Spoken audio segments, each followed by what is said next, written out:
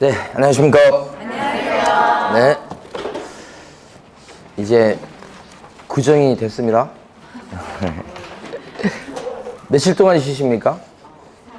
4일 동안? 네, 아주 좋습니다. 자, 이번 주에 할 때가 174페이지 보수부터 할 차례죠. 네. 첫 시간에 이 동계산 문제를 좀 해보자고요. 일단 보수에 대해서는 첫 번째가 보수 청권이 언제 생기느냐, 요게 처음에 나옵니다. 이렇게. 자, 보면 활동 과정을 보면요, 처음에 이제 물건을 내놓고요, 그 다음에 열심히 중개를 해주죠. 물건에 대해서 설명도 하고요, 가서 보여주고요, 가격도 맞춰주고요, 계약서 써주고요, 이런 식으로. 그러면 이제 거래 계약이 체결되고요. 그렇게 되면 이제 계약서 썼죠. 보통 계약서 쓰면 이론적으로 얘기할 때는 중개 완성이다 그래요. 그래서 우리 지난주에 공부할 때 확인 설명을 언제 한다고 그랬습니까? 확인 설명은 중개 완성되기 전. 그러니까 이때 하는 요 설명해 주는 것이 중개 활동이에요. 그다음에 이제 그 다음에는 계약의 이행이다. 이렇게. 그러니까 계약이 이행 그렇게 되면 요것은 중도금 치르고, 여기는 이제 계약금만 넣겠죠. 그 다음에 잔금 치르고, 그 다음에 서류 가지고 등기 내고, 여기까지 이제 하는 것이 이행 이렇게 된 거예요. 자, 그래서 보수청권과 관련해서는 이런 활동 과정을 통해서 계약이 성사되면 이제 복비를 받을 수 있다, 이런 얘기가 됩니다. 자, 두 가지가 중요합니다. 여기서는 첫 번째, 보수는 언제 달라고 할 수 있습니까? 보수 지급 시기입니다. 보수는 언제 달라고 할 수 있죠? 그러면 약속한 때가 있으면 약속한 때가 됩니다. 약정한 때 복비 받습니다. 있을 때. 없을 때가 문제가 되죠. 이때 조문이 있습니다. 약정한 시기가 없을 때는 언제냐면 거래 대금의 지급이 완료된 때, 완료된 날 복비를 갖다가 받을 수 있다. 그러니까 보수 지급 시기는 아무 말이 없을 때는 잔금시다 이 뜻이에요. 그러니까 여기가 됩니다. 여기가 별 얘기가 없으면 이것이 최근 3번이나 시험에 나온 거예요. 이 조문이 만들어진 것은 한 4년밖에 안 돼요. 4년 동안 3번 나왔으니까요, 엄청 많이 나왔죠. 또 나올 겁니다. 언제나 대비할 것은 계약 체결이 완료된 날 지급한다 그러면 안 돼요. 계약 체결이 완료된 날은 여기요. 근데 언제가 보수 지급 시기죠? 대금의 지급이 완료된 날, 이렇게. 그러니까 중개사법은 나오는 곳이 정해져 있고 나오는 방법이 다 정해져 있어요. 그걸 수업 시간에 다 해. 점수를 못 맞으면 말이 안 되는 거야. 거래 대금의 지급이 완료된 날, 그거 하나 봐주셔야 돼. 교재로 보면 여러분 어디 있냐면 176페이지 반가로 3번이 있어요. 중개보수 지급 시기, 거기 나와 있는 그 세 줄 있죠? 그거 설명드린 거예요. 자, 그 다음에 이제 두 번째는요, 중요한 거 두 번째는 이겁니다. 계약이 깨지게 되면 파기된다고 그러죠. 파기 깨지면 보수 청권은 소멸합니까? 여기죠. 두 번째는 파기라는 말을 갖다가 민법에서 쓰는 말로 하면 무효, 또 취소, 해제되었다, 요 말을 써요. 민법에 따르면 파기됐다 그러면 무효, 취소, 해제, 이런 식으로. 파기. 자, 이랬을 때는 보수청권이 소멸할까요? 어떻게 되는 거야? 누구 때문이냐, 누구 탓이냐를 따져보죠. 그 원인과 책임이 만약에 개업 공인인사한테 있다면 그때는 복비를 못 받을 거고, 이렇게 하는 거죠. 그러니까 예를 들어서 개업 공인인사가 매수인한테 열심히 이제 물건을 붙였는데 그 물건이 하필 사기꾼의 물건이었어요. 그래서 사기를 당했어요, 매수인이. 그러면 개업 공인인사가 사기꾼을 소개시켰다. 매수인은 이제 계약금 떼었다. 그 매수인 입장에서 봤을 때는 중도금 이제 안 집어넣으려고 할 거고, 그때는 매매 계약을 취소할 거다. 사기니까. 그래. 이때는 보수 달라고 할 수가 없고, 오히려 이때는 어떻게 됩니까? 사기꾼을 소개시켜서 피해를 줬기 때문에 손해배상 책임을 져야 되겠죠? 달라고 할 게 아니고 물어줘야 됩니다. 자, 요게 개업 공인인사의 책임이죠. 그러니까 못 받아요? 이미 받았다면 어떻게 해요? 돌려주는 거고. 그쵸? 예. 그런데 개업 공인중개사한테 책임을 돌릴 수 없는 경우도 있다고요? 이런 경우도 꽤 많다고요? 가장 대표로 예를 들 수 있는 게 뭐냐면 계약금을 걸고 샀던 매수인이 계약금을 갖다가 포기하면서 일방적으로 계약을 해약할 수가 있어요. 중도금 주기 전까지는. 매수인이 일방적으로 해약합니다. 계약금을 날리면서. 이 해약이 해제입니다. 그럼 이것은 개업 공인중개사 탓인가요? 아니요. 그냥 매수인이 마음이 바뀐 거야. 그러니까 이럴 적에는 복비를 받을 수 있겠냐 그러면 받을 수 있다라고 하셔야 돼. 요 밑에 경우는. 예. 근데 사실은 매수인한테 가서 계약금을 날려먹은 매수인한테 가서 자 계약은 어쨌든 체결된 바가 있으니까 복비를 주세요 그러면 실제 주겠습니까? 매수인의 기분 상태가 어때요 지금? 매우 우울한 상태야. 현실적으로 받기 힘들어요. 이론적으로 받을 수 있다는 뜻이야. 매도인한테 가서 복비 달라고 하면 줄까요? 왜 안 주죠? 깨졌는데 뭘 달라고 그러냐고 그래요. 자기는 지금 계약금을 몰수했죠? 그걸 갖다 나눠 먹으려고 하지 않아요 보통. 자기가 챙기려고 그러지. 그러니까 현실적으로 봤을 때는 받기가 힘들어요. 근데 여러분들은 현실을 공부하는 게 아니에요 지금. 현실 세계에 있는 게 아니야 지금. 공부 세계에 있는 거야. 그러니까 이때는 이론적으로 받을 수 있다. 그것도 양쪽에 다 받을 수 있다고 하셔야 돼. 그래서 교재 보면 반가로 4번에요. 바로 밑에 동그라미 1번 세 줄을 밑줄 그으셔야 돼. 한번 읽어볼게요. 조문인데 개업 공인중개사는 중개 업무에 관해서 의뢰인으로부터 소정의 약정한 보수를 받는다. 다만 개업 공인중개사의 고의 또는 과실로 인해서 중개 의뢰인 간의 거래 행위가 무효, 취소 또는 해제가 되었을 때는 그러하지 않다. 그러하지 않다가 무슨 말이에요? 못 받는다 이 뜻이에요. 그러하지 않다. 못 받는다 이런 말이에요. 그건 누구 때문이니까? 개업 공인중개사의 고의 과실 잘못 때문이니까 그렇습니다. 요거 봐두셔야 되고. 자, 그 다음에 이제 두 번째 볼 게 뭐냐면 중개보수의 법정 한도를 볼 거예요. 자, 교재는 178페이지를 펴두시고 우리 지난주에 공부했습니다만은 복비는요 법정 상한선이 있다고 그랬죠? 이걸 넘겨서 받으면 어떻게 돼요? 금지행위. 그렇죠? 법정 한도가 정해져 있고 이걸 초과해서 받으면 초과해서 수수 받으면 그때는 형사처벌감입니다. 이렇게. 그러니까 법정 상한선을 지켜야 돼. 근데 요게요 주택일 때하고 주택 외 물건일 때하고 법정 상한선이 법정 한도가 다르더라. 요거 보는 거야. 그래서 자 주택일 때는요 법에 보면 이렇게 돼 있어요. 국토교통부령이 정하는 그 범위 안에서 자 법정 한도를 시도조례로 정한다라고 법에서 써져 있어요. 여기가. 그리고 주택 외 물건 그러면 요거 뭐가 있냐면 땅이라든지 상가라든지 이런 게 주택 외 물건이야. 오피스텔 같은 경우도 주택 외 물건이에요. 이렇게 등등등등등. 자 주택 외 물건이다 그랬을 때 요거요. 국토교통부령에서 정하는 법정 상한선을 지키면 되는 것이에요. 여기는 조례표가 없어요. 자, 이쪽 부분을 잘 봐두셔야 되는데 우리 교재 보면 178페이지입니다. 178페이지 보면 반가로 1번이 주택입니다. 그게 바로 왼쪽에 있는 주택을 얘기하는 거예요. 왼쪽 칠판에. 동그라미 1번 보면 주택의 중개에 대한 보수에 관해서는 필요한 사항을 국토교통부령이 일단 정하고 그 범위 안에서 특별시, 광역시, 도, 특별자치도의 조례에 따른다라고 돼 있어요. 지금 방금 전에 설명드린 거죠? 요건 별로 중요하지 않아요. 동그라미 1번은. 동그라미 2번을 별표하셔야 돼. 동그라미 2번 보면 국토교통부령에 따르면 국토교통부령을 보면 이 뜻입니다. 주택의 중개에 대한 수수료는 보수는 중개 의뢰인 쌍방한테 각각 받되 자 복비는 매도인한테 받고 매수인한테 받고 따로따로 받는다는 얘기입니다. 그러니까 매도인한테는 복비를 100만 원 받고 매수인한테는 보수를 갖다가 50만 원 받고 그럴 수 있어요.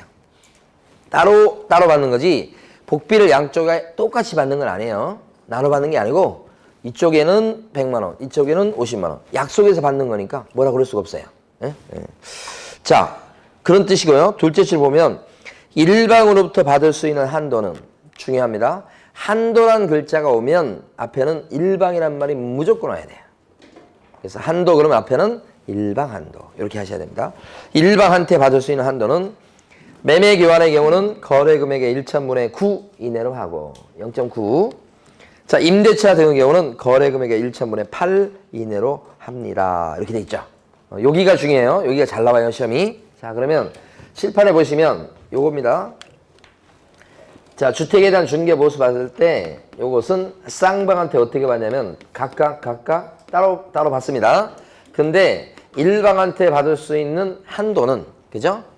일방한테 받을 수 있는 한도는, 자, 국토부령에서 정해놨어요. 매매나 교환 계약을 알선했을 때는 0. 몇 프로? 9%까지. 임대차 등을 알선했을 때는 몇 프로요? 0.8%까지 받을 수 있다. 요렇게 정해져 있어요. 어디에요? 국토부령에. 그래서 이제 보시면 여기 가지고 출제를 합니다. 네, 그래서 여기 0.9하고 0.8이 바뀌면 안 됩니다. 매매 교환 쪽이 좀 세요. 0.9죠. 그 다음에 요거요. 한도란 말이 오면 반드시 앞에는 무슨 말이 와야 돼요? 일방. 그리고 요 쌍방한테 어떻게 따로따로 받는다는 거, 요것도 철저히 익혀주셔야 돼요. 여기가 핵심이에요, 요 부분이. 근데 이제 실제 법정 한도는 요것이 아니에요. 왜 그렇죠? 세부적으로 뭘로 정하도록 돼 있어요? 시도조례. 그래서 여러분 오늘 받으신 자료 중에 그게 시도조례표가 있었죠? 그걸 참조해 보시는 거예요. 자, 저희 교재도 보니까 시도조례표가 소개가 안 돼 있어요. 예. 자, 그런데 시도조례표가 있어야지 정확히 이해할 수 있습니다. 자, 시도조례표가 거기에 지금 서울시 조례인데 이 시도조례표다 그랬을 때 요게 표를 보시면 위에 박스가 매매 교환 칸이 있고 그 밑에가 임대차 등 칸이 있고 이렇게 시도조례표가 크게 두 칸으로 나뉘어져 있는 거 보이시죠? 위에가 매매 교환, 밑에가 뭐요? 임대차 등. 그런데 특징이 이 조례표가요. 요거 받으신 여러분 갖고 계신 조례표가 사무실에 걸리게 되는 거예요. 그 조례표 크기의 한 4배 정도 되는 크기로 걸어놔. 사무실에. 받으신 거에. 그런데 거기 보면 금액이 얼마대냐. 금액대에 따라서 최고 요율, 상한 요율이 0.6도 있고 0.5도 있고 0.4도 있고 막 그렇죠. 그러니까 이게 뭐냐면 여기 국토부령이 나와 있는 0.9나 0.8보다 줄여놓은 거예요. 줄여놓은 거. 그러니까 실제 지켜야 될 것은 요게 아니고 요거예요. 요거. 진짜 지켜야 될 것은. 그래서 사무실에 이 시도조례표를 다른 말로 요율표를 걸어놓는 거예요. 그래서 지킬 건 이거니까. 진짜는. 그죠? 그걸 이해하시면 돼. 그리고 여기 보면 뒤에 가면 한도 금액이 25만 원, 80만 원 그런 거 있나요? 네. 그렇죠? 그 한도 금액을 절대 못 넘어. 이게 조례표예요. 그러니까 실제 지켜야 될 것은 위에 게 아니고 밑에 거예요. 근데 시험은 밑에 게 안 중요해요. 위에 게 중요해요. 밑에는 어떻게 해요? 암기할 필요가 없어요. 그리고 시도 조례가 우리나라에 17개예요. 그러니까 이걸 어느 조례를 물어볼까요? 못 물어봐요. 시험 범위가 아니에요. 국토교통부령은 여러분 시험 범위란 말이에요. 그러니까 그래서 위에 걸 물어보는 거야. 그럼 이것은요. 암기할 필요 없고 만약에 계산 문제 같은 걸 물을 때는 이걸 줍니다. 그러니까 전혀 암기할 필요 없어요. 이걸 읽을 줄만 하시면 돼. 네, 그래서 아, 조례표가 이렇게 있구나. 이렇게. 그리고 이 조례표에 있어서는 요걸 지켜야 되는구나. 실제는 그 범위 안에서 손님이랑 부동산 사장님이 약속해서 복비를 주고받는 거예요. 어떻게 하세요? 약속해서. 그렇게 하시면 돼. 약속. 네, 됐어요. 자, 그러면 이제 지금 우리가 어디를 했냐면 가로 2번에 반가로 1번 중에서 동그라미 2번이 중요하다고 하면서 했던 거예요. 자, 근데 우리 순서에 따라서 이게 17개라고 그랬죠? 그러면 광명에 있는 부동산 사장님이 구로구에 있는 아파트 중개할 수 있나요? 있어. 그럼 구로구에 있는 아파트를 중개했을 때 복비를 받을 때는 아파트니까 우리 서울 조례에 따라서 복비를 받겠습니까? 아니면 여기 경기도 조례에 따라서 복비를 받습니까? 서울 아파트인데. 그러니까 물건 소재지 관할 조례가 적용되냐, 시도 조례. 아니면 사무소 소재지 관할 시도 조례가 적용되냐. 이거죠, 이거. 이걸 안 적용해놓으면 싸우게 돼 있어요. 정해놨어요, 그래서. 어떻게 정해놨냐면 무조건 사무실 따라갑니다. 무조건 물건 따라가지 않고 뭐요? 사무실, 사장님 따라가요. 그러니까 여기 지금 경기도 광명시에 사무실을 갖고 있으신 개공분이 구로구에 있는 아파트 중개했다 그러면 경기도 조례에 따라서 복비를 받는 거야. 계산을. 광명시 조례는 없어요. 수수료 조례는. 예. 경기도 조례, 서울시 조례 요것만 있는 거야. 그러니까 여기는 무조건 사무실 따라갑니다. 만약에 물건을 따라간다고 해버리잖아요. 생각해보세요. 그러면 경기도 광명시에 있는 중개 사무실에 가면 17개의 조례가 다 걸려 있어야 돼요. 말이 안 되잖아요. 그러니까 뭐가 기준이에요? 사무실 기준. 하나만 걸려있죠, 보면? 사무실 따라갑니다. 그래서 밑에 보면 동그라미 3번이 10번이 넘게 출제된 거예요. 그 세 줄 밑줄 긋고 물건 따라가지 않습니다. 뭐 따라가요? 사무소. 됐습니다. 자, 이번에는요. 주택 외 물건으로 갈 겁니다, 지금. 밑에 방가로 2번. 주택의 물건은 아까 이런 것들이 있다고 그랬습니다. 임목도 주택의 물건에 들어갑니다. 근데 여기서는 핵심은 국토교통부령이 핵심이죠. 여기 보면 주택의 물건은 특징이 시도 조례표가 있습니까요? 없습니까요? 없어요. 특징이 여기 없다는 거예요. 그러니까 조례표다 그러면 주택에 대한 조례표가 있는 거예요. 그럼 여기는 요 국토부령을 지키면 돼요. 그러니까 요 범위 안에서 약정, 요 범위 안에서 약정에서 바로 받는 거예요. 그럼 여기서 뭐가 중요하겠어요? 이게 중요하지. 법이니까. 요걸 물어본다고. 요거보다 요게 더 중요해. 그래서 자 봅니다. 밑에 가면 파란 박스가 있죠.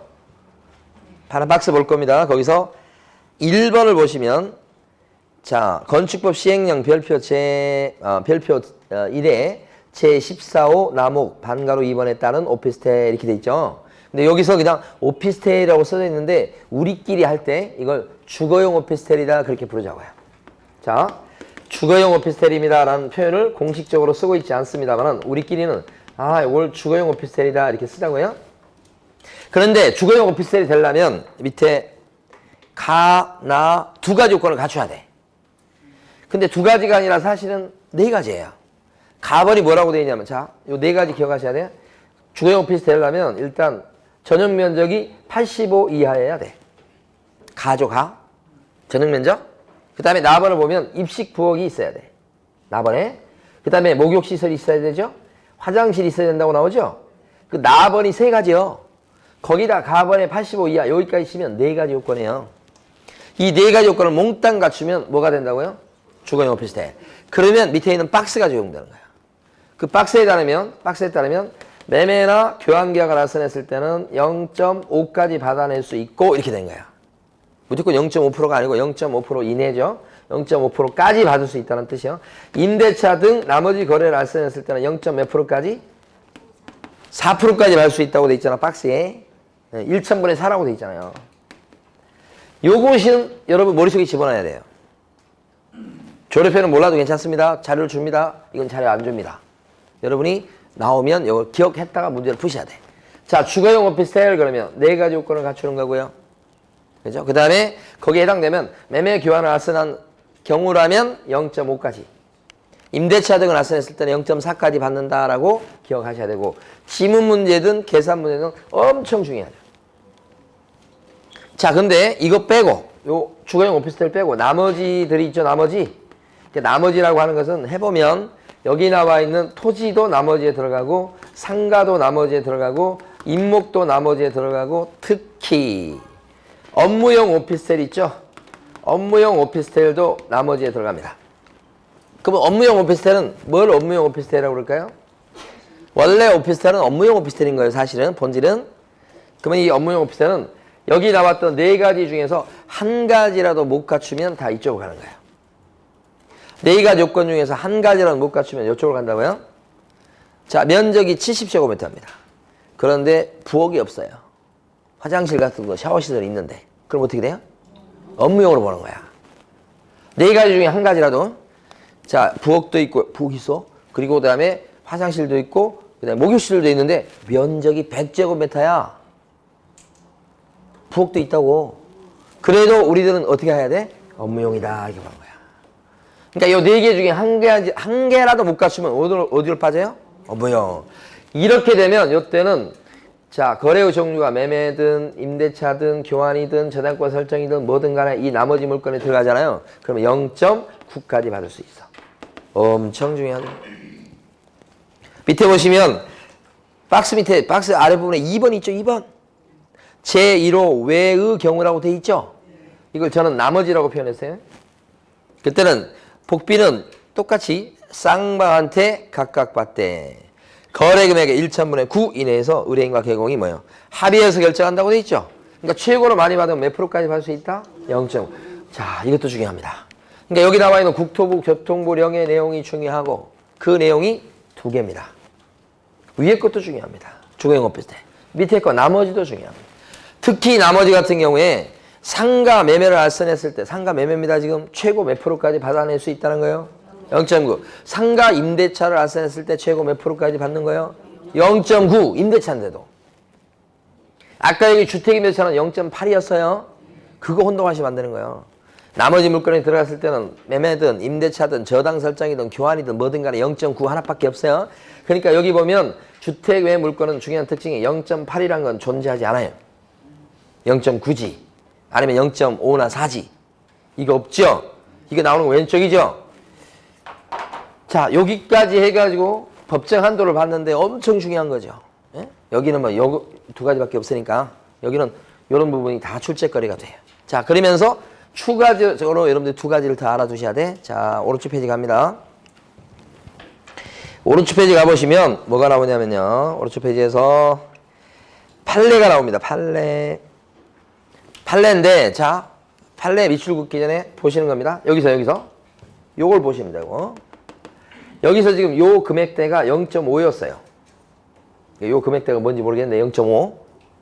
근데 그 0.5까지 받을 수 있다는 건데 이 금액대에 들어가는데 0.7%를 약정했어. 초과한 약정이에요. 그럼 초과한 약정을 했을 때 그 약정한 대로 복비를 다 받을 수 있나요? 0.5%가 상한선인데 0.7%를 약정했다고. 초과한 약정을 했다고. 그랬을 때는 다 받을 수 있냐고 약정한 것을. 못 받겠죠? 초과 약정을 했다고 했을 때는 어떻게 돼요? 무효가 되죠. 무효가 된다는 게 판례입장이요.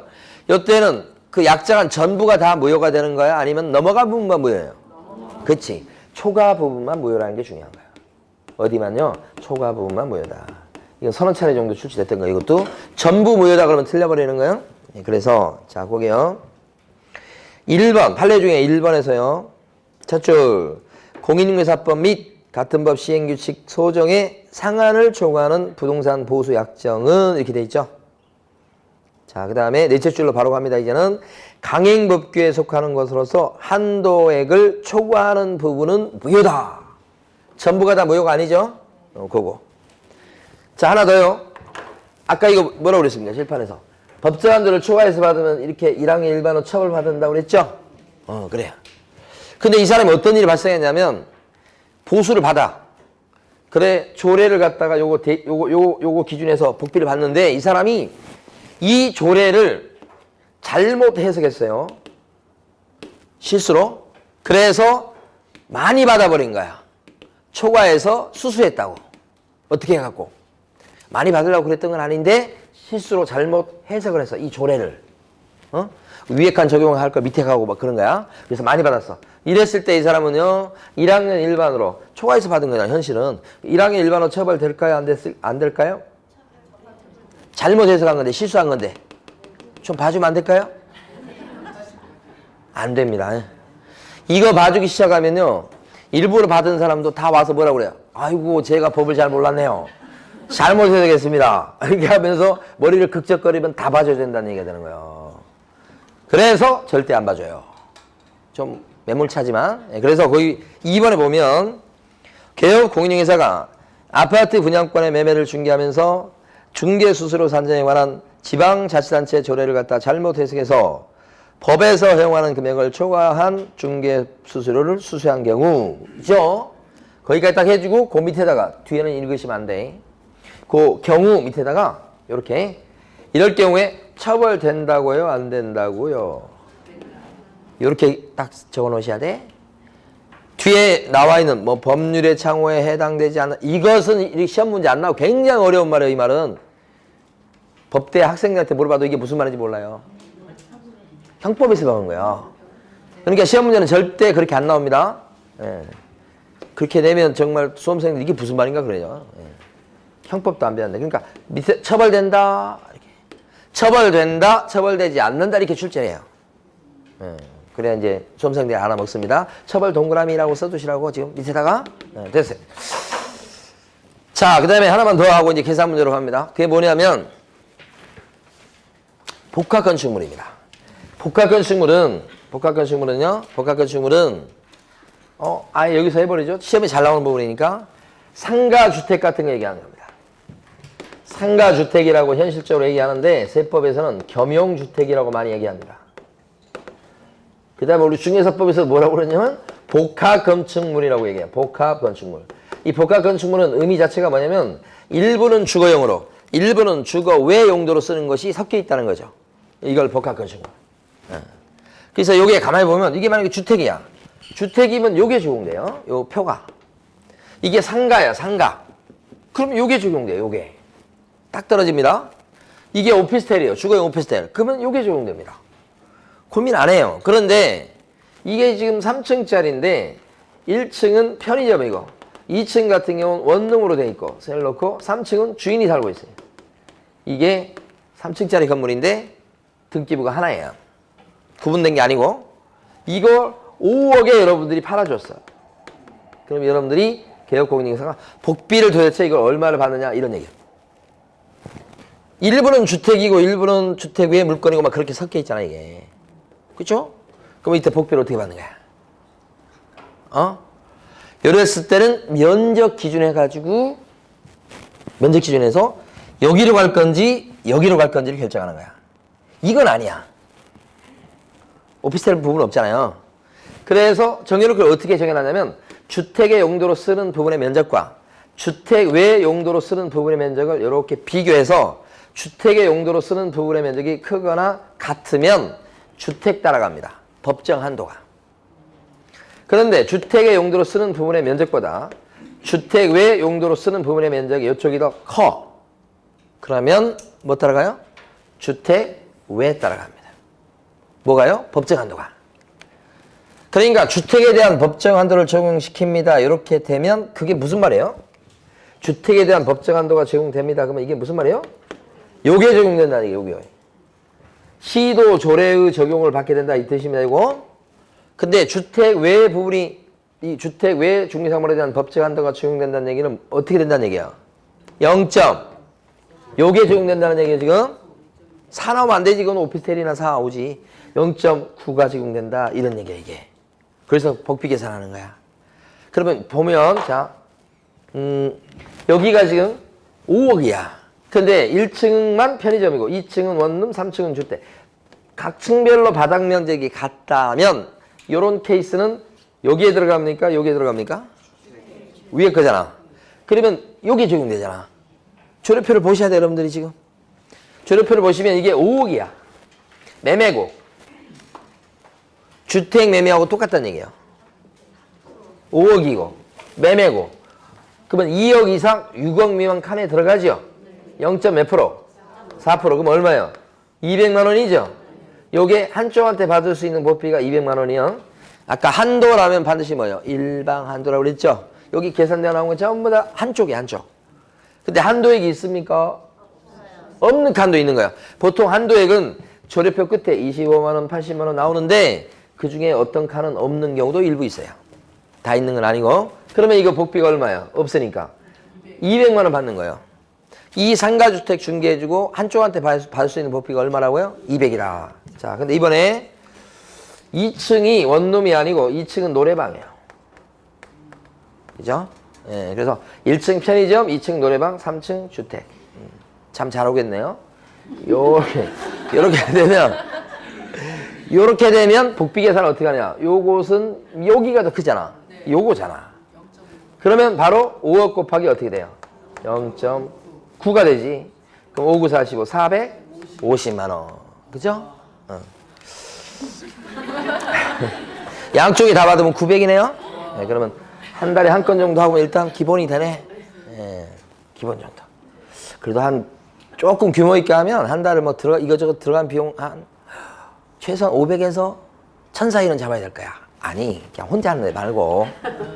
혼자 할 때까지 그렇게 안 들어가지. 예, 근데 좀 직원 좀 있고, 좀 규모 있게 하면, 한 500에서 1000 사이는 기본적으로 나가는 돈이야. 그러니까 이거 하면, 이제 한 달은 이제 뭐요? 적자는 안 보겠다 하면서 이제 지나가는 거지. 자, 그래서 이걸 갖다가 지금 봅니다. 179페이지. 방거로 3번. 지문 문제로도 많이 나오고, 계산 문제로도 많이 나옵니다. 방거로 3번 보면, 복합 건물이라고 되어 있죠? 그래서 두 줄을 밑줄 긋는데, 의미를 잘 이해하셔야 돼. 주택의 면적이 2분의 1 이상일 때는 주택에 대한 보수 요율을 적용하고, 주택의 면적이 2분의 1이 안 될 때는, 미만일 때는 주택의 중개 보수 요율을 적용합니다. 라고 되어 있죠? 네, 이거예요. 2분의 1 미만일 때는 뭐예요? 주택 외. 2분의 1 미만일 때는 주택 외. 2분의 1 이상일 때는 주택. 그 뜻이에요. 그러면, 자, 시험 문제는 어떤 게 나왔냐면, 만약에 2층짜리예요. 이거 5억짜리입니다. 매매를 했어요. 상가주택입니다. 1층 편의점, 2층 주택이야. 그리고 1층과 2층의 바닥 면적이 똑같아요. 그렇다면 이때는 법정 한도가 주택 따라갑니까? 주택 외 물건 따라갑니까? 네. 같으면 소비자한테 유리하게 주택 따라갑니다. 주택 따라가니까 조례표가 적용되겠죠? 0.4가 적용돼서 200이 나오는 거야. 200. 아시겠죠? 같았을 때를 물어봤습니다. 시험에서도. 시험 문제 출제하시는 분들은 그런 걸 좋아해요. 혼동할 수 있는 그 지점. 그죠? 요걸 딱 좋아한다고. 네?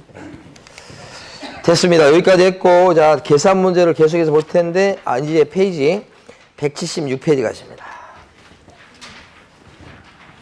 앞쪽으로 가십니다. 176페이지. 자, 중개보수 계산하는 공식이 이렇게 됩니다요. 공식, 계산하는 공식 보면요. 당사자가 합의한 거래 금액이 있고, 합의한 금액이 있죠. 여기다가 요율을 곱합니다. 그러면 산출액이 나와요. 이 산출액하고, 그 다음에 아까 조례표 끝에 나와 있던 한도액을 비교합니다. 이게 비교한다는 의미로 써놓은 거예요. 그래서 한도액과 이걸 비교해서 둘 중에 적은 금액까지 복비로 받는 겁니다. 이렇게. 계산 공식. 합의된 금액 있으면 거기다 요율을 곱하고, 그러면 곱해서 나온 산출액이 있어요. 그거랑 한도액을 비교하는 거예요. 그래서 둘 중에 뭐까지 받아요? 적은 금액까지 받습니다. 이렇게 하는 거예요. 적은 금액. 예. 자, 그러면 자, 매매부터 해봐야 돼. 여러분들이 이제 조례표를 보시면서 해보시는 거예요. 자, 매매하고 임대차를 해볼 겁니다. 기본적으로. 그런데 매매인데 요게 보면 주택을 매매했을 때 하고, 그 다음에 자, 주거용 오피스텔을 갖다가 매매했을 때 하고, 상가 매매했을 때 하고 적용되는 최고율이 다른 거죠. 세 가지가. 요 주택일 때는 조례표를 적용받고요. 0.654 뭐 이런 게 있는 거고, 여기 주거용 오피스텔은 0.54 이런 게 있는 거고, 나머지 상가 같은 건 0.9밖에 없는 거지. 그래서 이렇게 셋 중에 하나에 들어가게 돼요. 그러니까 계산 문제 푸실 때 셋 중에 어디에 들어가느냐를 보고서 여러분들이 계산을 하셔야 돼. 만약에 매매가가 2억입니다. 이렇게. 중개보수 계산할 때 요건 줍니다. 아무래도 시험 문제에서. 근데 요것은 안 주죠. 원래는 복비는 약정한 요율에 따라서 복비를 계산해서 받는 겁니다. 약속에 따라서 0.6%다, 0.5%다. 약정에 따라서. 네, 그런데 시험 문제에서는 2억에 성사시켰을 때 최고로 복비를 많이 받으면 얼마까지 받겠어요? 라고 물어보는 거예요. 뭘 물어본다고요? 최고로 물어봐. 그러니까 최고요율을 무조건 곱하는 거예요. 시험 문제에서는. 그럼 최고요율은 물건이 뭐냐에 따라서 이거 다 달라지죠? 특히 주택 같은 경우는 금액대에 따라서 다 틀려지잖아. 나머지 물건 같은 건 머릿속에 있고, 요 주거용 오피스텔도 0.54 머릿속에 있는 거잖아. 요건 자료를 줘. 그럼 여러분들 요걸 갖다 자료를 갖다 지금 드렸잖아. 자, 그러면 2억이라고 했을 때 최고요율이 몇 프로예요? 매매를 보셔야 되니까. 2억 이상 6억 미만 칸을 보셔야 됩니다. 0.5 그러시면 안 된다는 거예요. 0.4입니다. 그러면 얼마요? 80만 원 나왔습니다. 한도액이 있습니까? 조례표 중에는 한도액이 있는데 보통 없는 경우도 있다고. 없는 칸. 없어. 그러면 일반한테 받을 수 있는 복비가 얼마죠? 여기 나온 계산된 금액은 전부 다 한쪽 얘기야. 한쪽. 그러니까 문제에서 일방을 물어봤을 적에는 답은 80이겠지만 쌍방한테 받을 수 있는 총액이 뭐냐 물어봤다면 답은 어떻게 돼요? 160 곱하기를 하셔야 된다는 건 이거 안에서 막 틀리고 그래요. 곱하기 안 해갖고 조심하셔야 돼. 자, 두 번째 주거용 오피스텔로 바꿉니다. 물건을. 그러면 우리 머릿속에 있죠? 매매니까요. 0.5죠. 그러면 100만 원 나오겠네요. 한도액은 당연히 없겠습니다. 왜 그렇죠? 밑에 있는 주거용 오피스텔이나 상가 같은 경우는 조례표가 없지요. 그러니까 한도액이 없단 말이에요. 원래부터. 여기는 100% 없는 거예요. 여기는 대부분 있는데 없는 칸도 있다. 뭐 이런 거야. 2억 상가 매매라고 하면 그때는 어떻게 되겠습니까? 2억 상가. 그러면 0.9 우리 머릿속에 있죠? 180이죠? 한도액은 당연히 없는 겁니다. 쌍방을 물어봤다면 360 이렇게 한다고요? 자, 이번에 임대차를 볼 텐데 시험에서는 임대차가 잘 나와요. 임대차가. 네, 근데 그 임대차는 자 월세 있는 걸 얘기합니다. 보증금 4천에 월세가 얼마냐면 40만 원이라고 하자고요. 4천에 뭐요? 40짜리. 됐습니까? 4천에 40이다 그러면 여기다 곱하기 100 이렇게 곱하기 100. 그러니까 여기는 지금 보면 세 가지 물건은 똑같아요. 빌라일 때랑 그 다음에 주거용 오피스텔일 때랑 상가 임대차일 때랑 세 가지로 나눌 수 있는데 4천에 40이다 그러면 월세 40을 보증금으로 환산 돌려주는 거야. 환산시켜줘야 돼. 그때 방법은 곱하기 100이야. 그러면 월세를 꼬박꼬박 매달 40만 원씩 내면 월세 안 내고 돈 보증금 묻어놓은 걸로 치면 4천을 묻어놓은 거하고 똑같이 봐준다는 얘기야. 4천을 묻어놓은 거하고 똑같다. 40만 원 월세 내면 월세 100만 원 내면 1억을 보증으로 넣어놓은 거하고 똑같다. 그죠? 그런 얘기예요. 무조건 곱하기 100을 해요. 왜 곱하기 100을 하냐고 물어보면 안 돼. 한다는데 뭐 어떡해. 그럼 4천. 4천이요? 그러면 요거를 이렇게 더해야지 이제. 원래 보증금이 있잖아. 그렇게 싹 더해. 예. 그러면 8천이 나와. 그것이 거래금액이야. 그러니까 4천에 40짜리는 4천만 원만 거래금으로 치는 게 아니야. 월세가 있을 때는 월세를 환산해 준다고. 곱하기 100. 그 8천짜리입니다 결국은. 그리고 주택이니까 뭘 보셔야 돼? 조례표. 근데 이거는 임대차니까 위에 있는 매매 교환 칸을 보시면 안 돼. 밑에 임대차 등 칸을 보셔야 돼. 0. 몇 프로? 4%. 그럼 얼마요? 32만 원이죠? 한도액이 있습니까? 있어요. 30만 원. 그러면 둘 중에 적은 거. 이거 아닙니다. 32만 원. 30만 원입니다. 쌍방 총액을 물어봤다면 60만 원. 64만 원 그러면 틀리는 거예요? 자, 이번에 주거용 오피스텔이면요. 똑같이 거래금액은 8천 나옵니다. 월세 곱하기 100 더하기 원래 보증금. 이런 방법이에요. 달라지는 건 최고율이 달라지죠. 요건 우리 머릿속에 있네. 0.4입니다. 임대차는 0.4. 그러면 4, 8은 30, 32만 원. 한도액 있습니까요? 그러니까 일반한테 받을 수 있는 법비가 32만 원. 14만 원. 이렇게 계산한다고요. 상가면 어떻게 되느냐? 4천에 40짜리. 그러면 요것이 8천 나와요. 달라지는 것은 나머지 물건이 되다 보니까 우리 머릿속에 0.9 이렇게. 임대차인데 0.8 그러면 큰일 나요. 0.9. 그럼 9, 8은 72, 72만 원이요. 이렇게 하는 거지. 한도액은 당연히 없고요. 자, 이번에 시험에 잘 나오는 임대차를 하나 더 해보는 거예요. 이번에 임대차인데 조건이 1000에 30짜리입니다. 1000에 30. 월세 30요. 예. 이렇게. 자, 이것도 마찬가지입니다. 물건이 주택일 때하고요. 주거용 오피스텔일 때하고 셋 중에 하나입니다. 나머지 상가 물건일 때하고 셋 중에 하나인데 이거 환산해 줘야 되죠. 임대차입니다. 월세 있는 임대차. 환산한 방법은 월세 곱하기 100 더하기 원래 보증금 이렇게 됩니다. 그러면 얼마 나오는 거예요 지금? 4천 나와야 됩니다. 이렇게 합친 금액이 4천 나오는데 이 합쳐본 요 금액이 있잖아요. 합쳐본 요 금액이 5천만 원이 안 되면 다시 계산합니다. 법에서 그렇게 만들어놨습니다. 왜냐? 복비를 좀 깎아주려고 그러는 겁니다. 그러니까 요 경우 비교봤을 때 한 절반 정도 되는데 요거 그대로 이렇게 똑같이 계산하니까 이 복비 수준은 절반을 넘어가요. 이 사람이 부담할게. 소비자가. 그래서 복비를 낮춰주려고 일부러 곱하기 100을 해가지고 더해보는데 요 금액이 이걸 합산금액이라고 그래. 합산금액이 지금 5천만 원 이상 돼야 안 돼요? 5천만 원 미만이잖아 지금. 합산금액이 5천만 원 미만일 때는 다시 계산해요. 그래서 곱하기 70으로 다시 계산. 그럼 곱하기 70 하면요. 7, 3, 21, 2,100만 원 나오죠? 2,100만 원에다가 뭘 더해요? 1,000을 더하는 거예요. 그럼 거래금액은 원래 4,000 나와야 될 판인데 사실은 깎아주는 바람에 3,100으로 쳐주겠다 이 말이에요. 그래서 요거 계산하는 게 하나 더 있죠. 위하고 다른 거 이거죠. 제일 어렵다고 보는 게 밑에요. 그러면 실수하시면 안 돼요. 3,100인데 그 다음부터는 똑같아요. 조례표 봐야 되겠네. 3,100이니까 조립표에 따르면 최고율이 0. 몇 프로? 0.5% 맞습니까? 15만 5천 원이겠네요. 한도액은요? 있습니다. 20만 원. 그러면 둘 중에 적은 거 이거 아니고 이렇게. 자, 저기 1000에 30짜리인데 요거 주거용 오피스텔로 가서 똑같이 3,100 나옵니다. 곱하기 100 했다? 곱하기 70으로 5천만 원 안 되니까 이렇게. 달라지는 거 여기가 0.4인가요? 그러면 4, 3, 12, 12만 4천 원이 되겠습니다. 그죠? 한도액은 당연히 없고. 상가면 어떻게 됩니까? 거래 금액이 3,100만 원 계산대에 나오는 것까지는 똑같습니다. 똑같아요. 달라지는 게 최고율이 0.9지요. 9일은 9, 93, 27, 27만 9천 원. 이렇게 되겠죠? 한도액은 원래 없고요. 이렇게 계산합니다. 그러니까 시험 문제는 주로 임대차가 출제가 돼요. 좀 까다롭게 내면 밑에 걸 낸단 말이에요. 자, 그래서요. 자, 몇 가지를 갖다 체크를 하고요. 우리 교재 보면 177페이지 제일 위로 가십니다. 동그라미 2번에 분양권 매매라고 되어 있죠. 그거요. 분양권 매매요 나온 거 있죠. 그거. 그때는 자, 분양권 매매를 중개했을 때는 이미 납입한 금액, 그죠? 이미 들어간 돈, 거기에다가 프리미엄까지 받을 수 있도록 중개했을 때 이렇게 프리미엄까지 더한 금액이 뭐가 돼요? 거래 금액이 된다. 그래서 다시 한번요.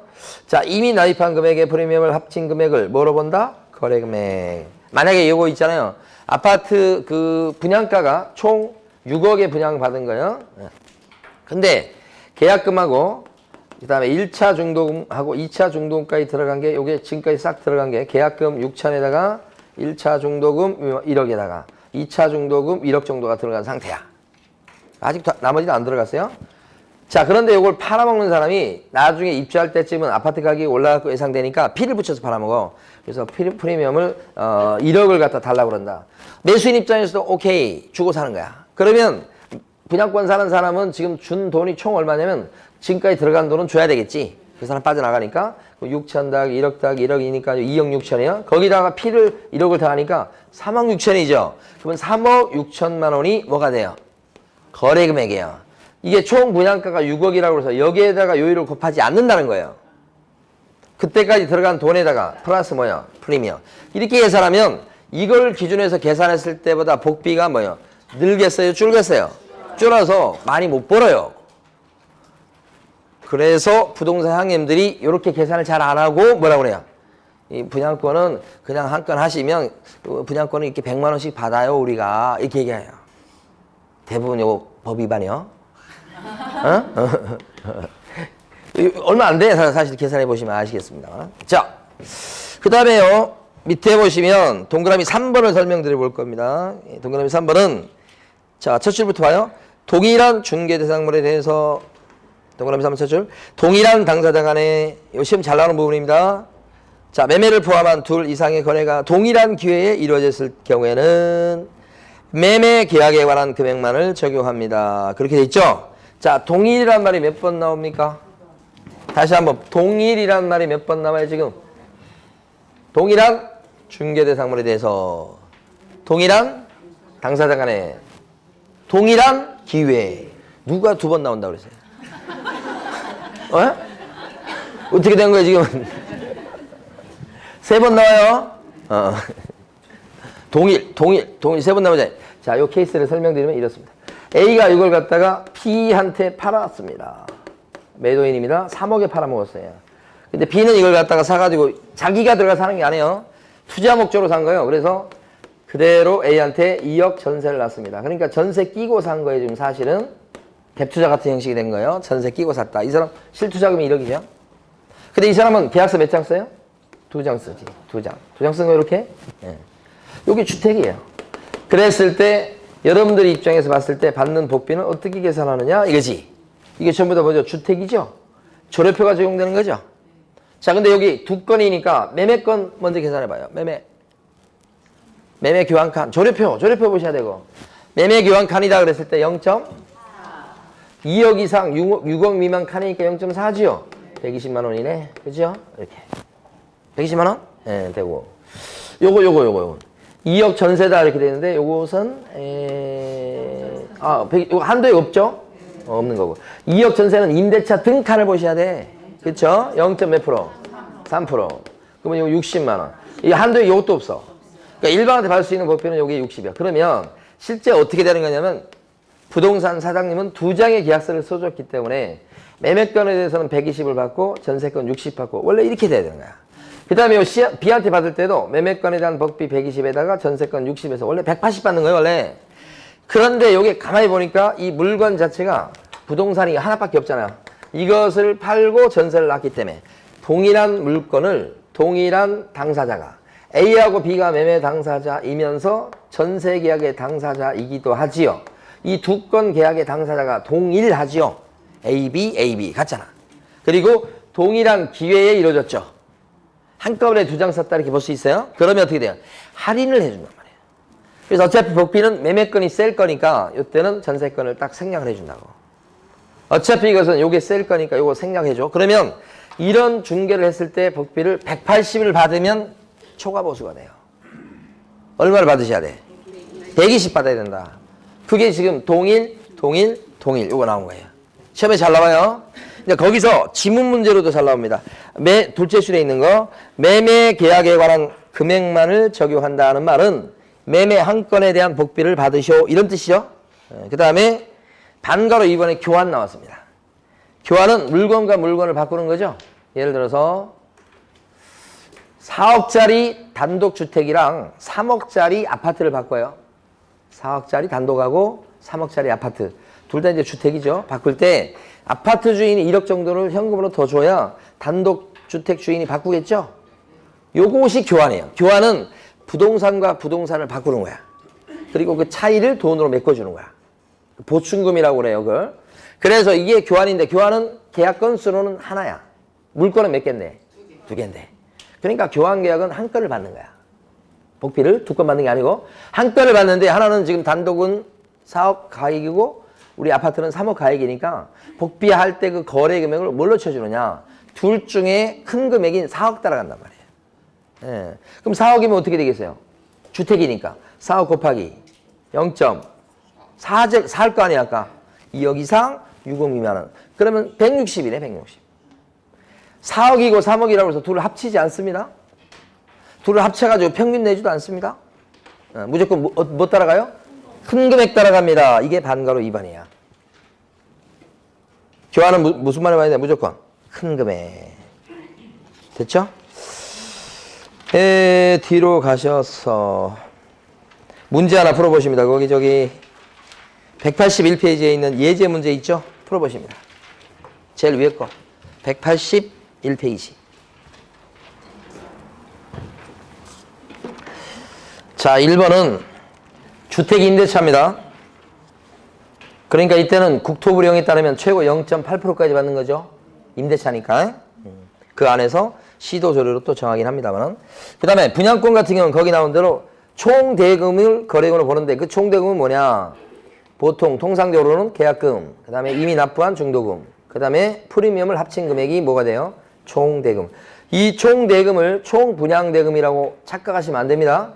판례가 쓰는 표현이 총대금인데 그 총대금은 가로 안에 있는 그것만 얘기하는 겁니다. 자, 3번 교환은 무조건 뭐죠? 큰 금액. 복합권 주문에서 4번 주택의 면적이 2분의 1 이상일 때는 주택 따라가죠. 그 다음에 5번은요. 오피스텔 임대차입니다. 이거 이제 주거용 오피스텔인 거 맞죠? 이때는 1,000분의 5가 아니고 뭐예요? 4죠. 5번 틀린 거죠? 자, 쉬겠습니다.